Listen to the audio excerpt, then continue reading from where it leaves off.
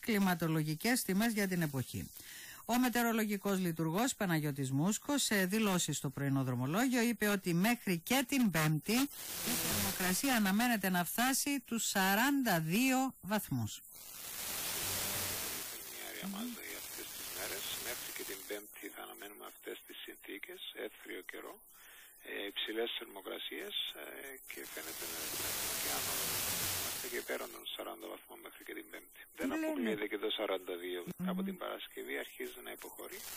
Θα έχουμε θερμοκρασία, αλλά μην φανταστείτε ότι θα είναι απότομη πτώση. Σταδιακά θα έρθει.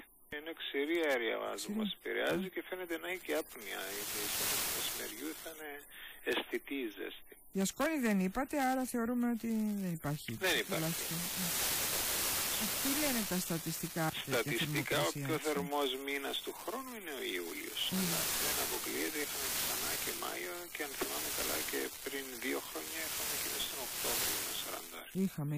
Ναι. Πόσο πιο ψηλά είναι, κύριε Μουσκό, από τις μέσες τιμές της εποχής? 8 βαθμούς. Δεν είναι το κανονικό αυτό το 8 βαθμοί πάνω. Είναι παράδοξο και αναμένουμε ότι κάποια στιγμή θα είμαστε στις κανονικές για την εποχή.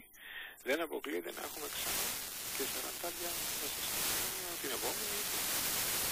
Αναλόγως τι μας επηρεάζει.